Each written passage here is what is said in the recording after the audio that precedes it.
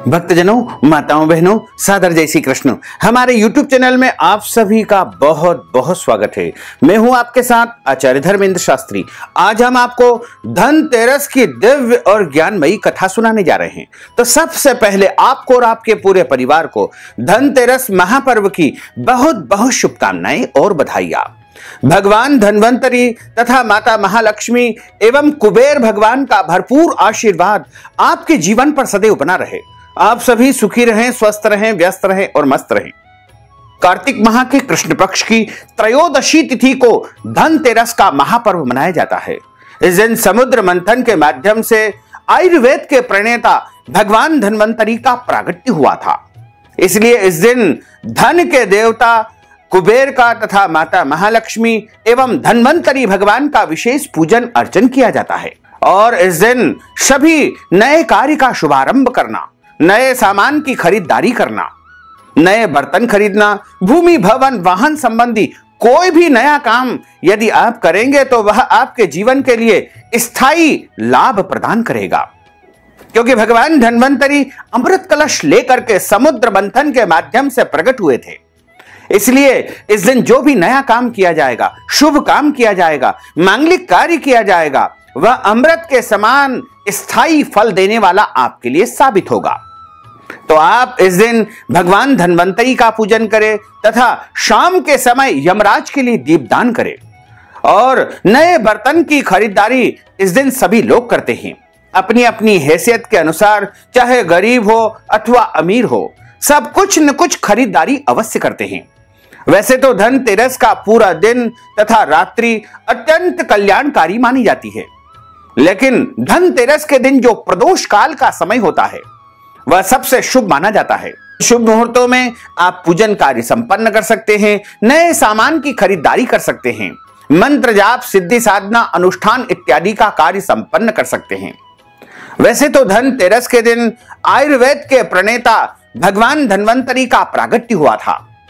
इसीलिए इस दिन चिकित्सा जगत से जुड़े सभी संस्थानों में और हॉस्पिटल्स में या फिर वैद्य जो लोग होते हैं उनके यहाँ औषधालय में, मेडिकल स्टोर्स पर भगवान धन्वंतरी का विशेष पूजन अर्चन किया जाता है। लेकिन सामान्य तौर पे सभी लोग धन्वंतरी भगवान के साथ साथ इस दिन माता महालक्ष्मी, भगवान कुबेर का भी विशेष पूजन अर्चन करते हैं। तथा शाम के समय अपने घर के दक्षिण भाग में दक्षिण मुखी यमराज के लिए दीपदान किया जाता है। इस दिन जो भी मनुष्य यमराज के लिए दीपदान करता है उसके घर में अकाल मृत्यु, असमय मृत्यु का भय नहीं रहता है। धनतेरस के दिन मृत्यु के देवता यमराज की पूजा करने के लिए संध्या काल में वेदी के ऊपर यानी एक चौकी अथवा पटे के ऊपर स्वस्तिक बनाइए। उस स्वस्तिक पर एक दीपक रखकर उसे प्रज्वलित करें और उसमें एक छिद्र युक्त कोड़ी डाल देवे। अब इस दीपक के चारों ओर 3 बार गंगा जल छिड़क देना चाहिए। दीपक को रोली से तिलक लगाकर अक्षत और मिष्ठान्न आदि वहां पर चढ़ा देना चाहिए। इसके बाद कुछ दक्षिणा आदि वहां पर चढ़ा दीजिए। उसके बाद जो सामग्री आपने चढ़ाई है वह किसी भी ब्राह्मण को या मंदिर में आपको दान कर देना चाहिए। अब दीपक के ऊपर गंध, अक्षत, पुष्प आपको अर्पण करना चाहिए। इसके बाद हाथ जोड़ करके दीपक को प्रणाम करें और परिवार के प्रत्येक सदस्य को उस समय वहां पर तिलक लगाना चाहिए। इसके बाद दीपक को अपने मुख्य द्वार के दाहिनी ओर रख दीजिए। यमराज का पूजन करने के बाद अंत में भगवान धन्वंतरी, माता महालक्ष्मी एवं कुबेर का भी विशेष पूजन अर्चन करना चाहिए। धनतेरस के दिन वैसे तो आप प्रत्येक कार्य को शुभारंभ कर सकते हैं, नए काम की शुरुआत कर सकते हैं, लेकिन धनतेरस का जो दिन होता है वह बड़ा ही शुभ और सिद्धिदायक दिन माना गया है। इस दिन आपको कुछ कार्यों को करने से बचना चाहिए। सबसे पहले आपको सूर्योदय के पहले उठना चाहिए और अपने घर की अच्छी प्रकार से साफ सफाई करना चाहिए। मुख्य द्वार पर आपको रंगोली बना करके और दीपक प्रज्वलित कर देना चाहिए तथा पूरे घर के एक एक कोने को इस दिन साफ सुथरा रखना चाहिए। मुख्य द्वार के ऊपर आम के पत्ते तथा पुष्पमाला से बंदरवार भी आपको लगा देना चाहिए। घरों में रोशनी करने से इस दिन जो है लक्ष्मी का निवास घर में रहता है। इसके अलावा धनतेरस के दिन घर में परिवार के सदस्यों के साथ में सौहार्दपूर्ण वातावरण निर्मित करके रखना चाहिए। इस दिन लड़ाई झगड़ा वाद विवाद बिल्कुल नहीं करना चाहिए, गुस्सा नहीं करना चाहिए और इस दिन किसी भी प्रकार से किसी भी प्राणी मात्र का दिल नहीं दुखाना चाहिए। विशेष करके घर के बड़े बुजुर्ग, माता पिता, सास ससुर या अन्य वरिष्ठ जनों के साथ दुर्व्यवहार नहीं करना चाहिए। इनका दिल नहीं दुखाना चाहिए, इनका अपमान नहीं करना चाहिए। धनतेरस के दिन साधु संत, ब्राह्मणों की और देवताओं की निंदा नहीं करना चाहिए। धनतेरस के दिन झूठ नहीं बोलना चाहिए। धनतेरस के दिन ब्रह्मचर्य व्रत का पालन करना चाहिए। धनतेरस के दिन पेड़ पौधों को काटना अथवा छांटना नहीं चाहिए। धनतेरस के दिन आपको कोई भी गलत या अनैतिक या पाप कर्म बिल्कुल नहीं करना चाहिए, क्योंकि धनतेरस का दिन जो है सभी कार्यों को स्थायित्व देने वाला होता है। इसलिए यदि कोई गलत काम करेंगे तो वह स्थायी रूप से आपके जीवन में समाहित हो जाएगा और उसको आपको इस जन्म नहीं अगले कई जन्मों तक भुगतना पड़ेगा। इसलिए धनतेरस के दिन आपको किसी भी प्रकार का कोई गलत कार्य बिल्कुल नहीं करना चाहिए। धनतेरस के दिन यदि आपके घर पर कोई भी याचक, भिखारी अथवा मांगने वाला आता है तो उसको अपनी श्रद्धा या हैसियत के अनुसार कुछ न कुछ दान अवश्य करना चाहिए। धनतेरस के दिन आप जो भोजन तैयार करते हैं उसमें लहसुन, प्याज, मांस, मदिरा का उपयोग बिल्कुल नहीं होना चाहिए। धनतेरस के दिन शुद्ध और सात्विक भोजन तैयार करके भगवान को भोग लगाने के पश्चात ही स्वयं भोजन करना चाहिए। इस दिन वैसे व्रत करना अनिवार्य नहीं होता है, लेकिन यदि आप चाहें तो एक समय फलाहार करके व्रत भी कर सकते हैं और शाम को पूजन के पश्चात आप भगवान को भोजन का भोग लगाने के बाद स्वयं भोग यानी प्रसाद या भोजन प्रसाद ग्रहण कर सकते हैं। धनतेरस के दिन दाढ़ी कटिंग नहीं करवाना चाहिए। शरीर के अंग के कोई भी बाल आपको कटवाना नहीं चाहिए और इस दिन यदि आपके घर परिवार में कोई भी जन्म अथवा मृत्यु का यदि अचानक सूतक लग जाता है तो ऐसी अवस्था में आप नियमों का पालन करें, लेकिन भगवान का स्पर्श तथा पूजन कार्य आपको नहीं करना चाहिए। धनतेरस के दिन भगवान धन्वंतरी का, माता महालक्ष्मी का, भगवान कुबेर का पूरी श्रद्धा और निष्ठा के साथ में पूजन अर्चन करना चाहिए और कुछ न कुछ खरीदारी इस दिन अवश्य करना चाहिए, क्योंकि इस दिन जो भी आप खरीदारी करेंगे वह आपके जीवन में चिरस्थायी हो जाएगी। अब हम आपको धनतेरस की दिव्य और ज्ञानमयी कथा सुनाने जा रहे हैं। बोलिए धन्वंतरी भगवान की जय, लक्ष्मी नारायण भगवान की जय। गुरुर्ब्रह्मा गुरुर्विष्णु गुरुर्देवो महेश्वरा, गुरु साक्षात् परब्रह्म तस्मै श्री गुरुवे नमः। श्री अखंड मंडलाकारं व्याप्तं येन चराचरं तत्पदं दर्शितं येन तस्मै श्री गुरुवे नमः। जय जय श्री राधा रमण, जय जय नवल किशोर, जय गोपी चित चोर प्रभु, जय जय माखन चोर। मात मेरी श्री राधिका, पिता मेरे घनश्याम, इन दोनों के चरणन में मेरा बारंबार प्रणाम, मेरा बारंबार प्रणाम, मेरा बारंबार प्रणाम। मोहिनी मूरत श्याम की वो मन रही समाय, जो मेहंदी के पात में लाली रही समाय। धन यौवन एक दिन उड़ जाएंगे जैसे उड़े कपूर, मन मूरख तू राम भज क्यों चाटे जगधूर।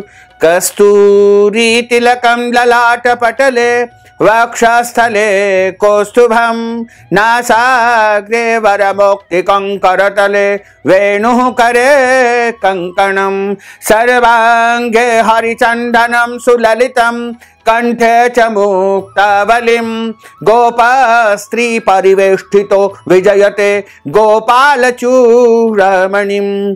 फुल्लेन्दीवर कांतिमेन्दु बदनम वरहावतं सप्रियम, श्रीवत्सांकमुदार कौस्तुभधरम पीतांबरम सुंदरम गोपीनां नयनोत्पलार्चिततनुं गोगोपसंधावृतं गोविंदं कलवेणुवादनपरं दिव्यांगभूषणं भजे। वरः पीडं नटवरवपुः कर्णयोः कर्णिकारं बिभ्रद्वास कनककपीशं वैजयन्तीं च मालां रन्ध्रान् वेणोर्धरसुधया पूरयन् गोपवृन्दैः वृन्दारण्यं स्वपदरमणं प्राविशत गीतकीर्तिः। जय जय श्री राधारमण, जय जय नवल किशोर, जय गोपी चित चोर प्रभु, जय जय माखन चोर। वरः पीडं नटवर वपुः कर्णयोः कर्णिकारं बिभ्रद्वास कनककपीशं वैजयन्तीं च मालां रन्ध्रान् वेणोर्धरसुधया पूरयन् गोपवृन्दैः वृन्दारण्यं स्वपदरमणं प्राविशत गीतकीर्तिः। करारविन्देन पदारविन्दं मुखारविन्देन विनिवेशयन्तीं वटस्य पत्रस्य पुटेशयानं बालं मुकुन्दं मनसा स्मरामि, बालं मुकुन्दं मनसा स्मरामि। बोलिए धन्वंतरी भगवान की जय, श्री बालकृष्ण लाल की जय। धनतेरस की जो पौराणिक कथा मिलती है उसके अनुसार एक राजा थे जिनका नाम हेम था। देव कृपा से उन्हें पुत्र रत्न की प्राप्ति हुई। विद्वान ज्योतिषियों ने जब बालक की कुंडली का निर्माण किया तो पता चला कि बालक का विवाह जिस दिन होगा उसके ठीक 4 दिन बाद उसकी मृत्यु हो जाएगी। राजा इस बात को जानकर के बहुत दुखी हुआ और उसने राजकुमार को ऐसे स्थान पर भेज दिया जहां पर किसी भी स्त्री की परछाई न पड़े। देवयोग से एक दिन एक राजकुमारी उधर से गुजर रही थी। उस बालक और राजकुमारी ने एक दूसरे को देखा।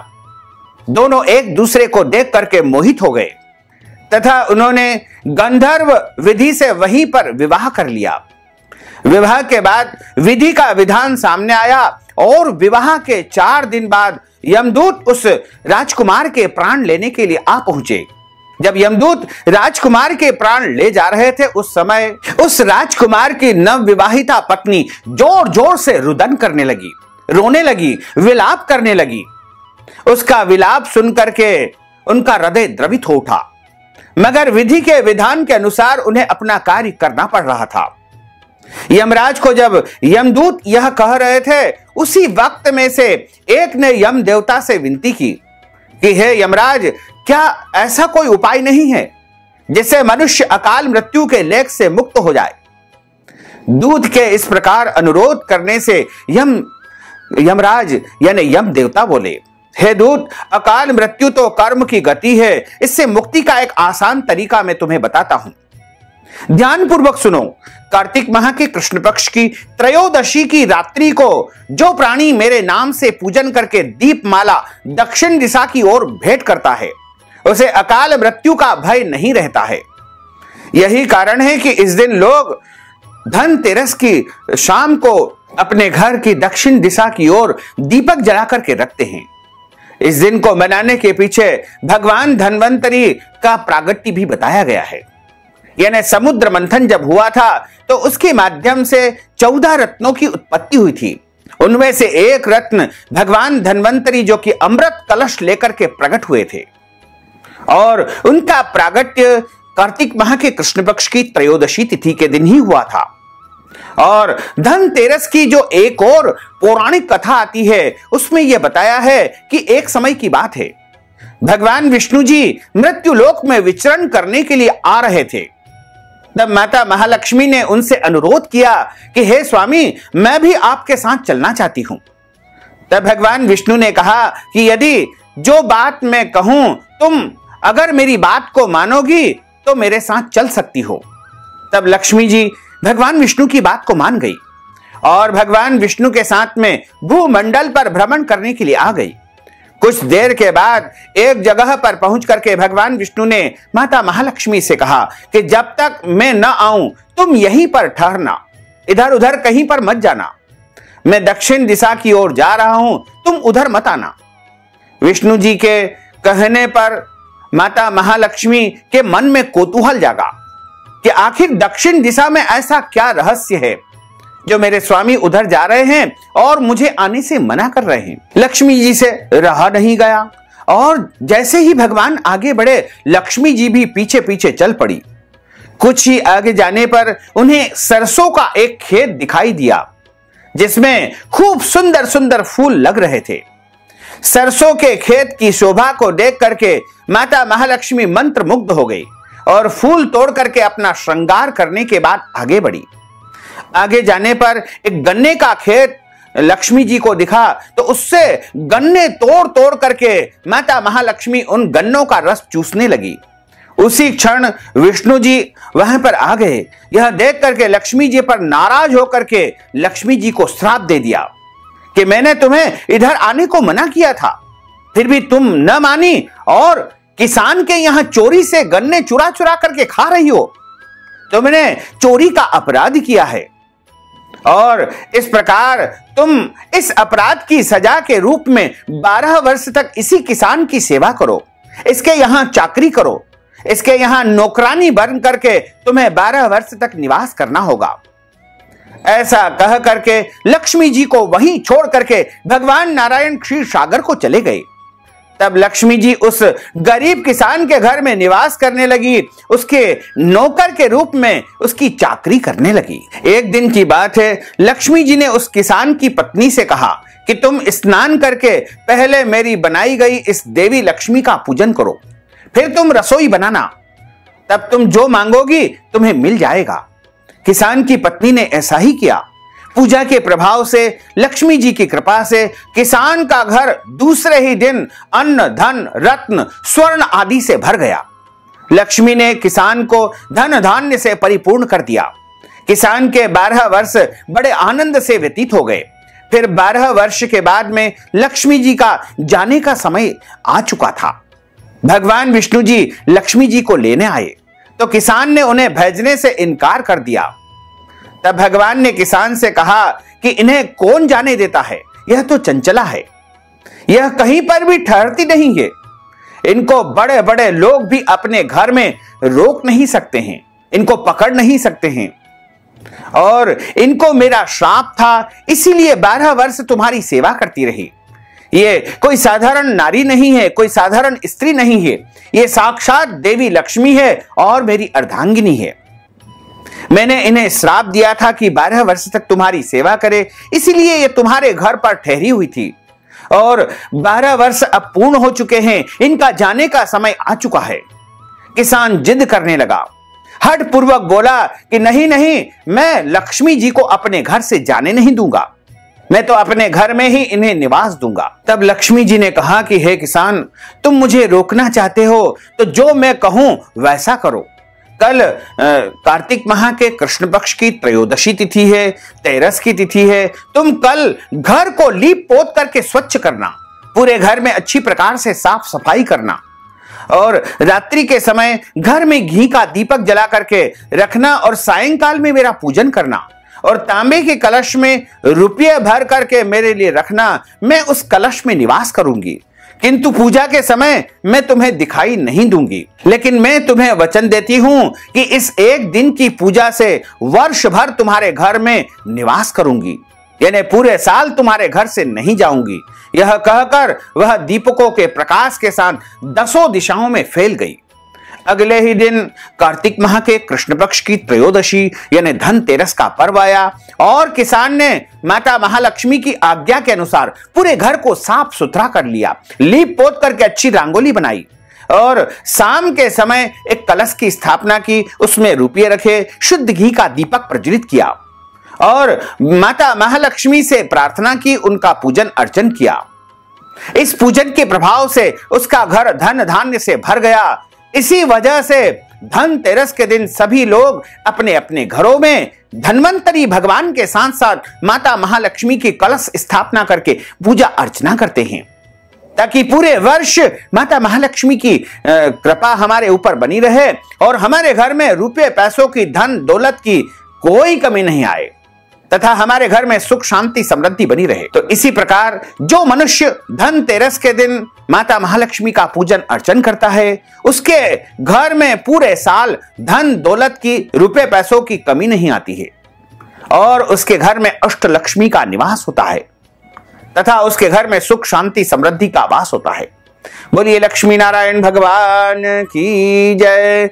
अच्युतम केशवम राम नारायणम कृष्ण दामोदरम वासुदेवम हरे श्रीधरम माधवम गोपिका वल्लभम श्री जानकी नायकम श्री रामचंद्रम भजे जानकी मनोहरम सर्वलोक नायकम श्री शंकरादि सेवितम पुण्य नाम कीर्तनम श्री राम राम राम राम राम नाम तायकम राम कृष्ण वासुदेवा भक्ति मुक्तिदायकम राम कृष्ण वासुदेवा भक्ति मुक्तिदायकम राम कृष्ण वासुदेवा भक्ति मुक्तिदायकम राम कृष्ण वासुदेवा भक्ति मुक्तिदायकम राम कृष्ण वासुदेवा भक्ति मुक्तिदायकम।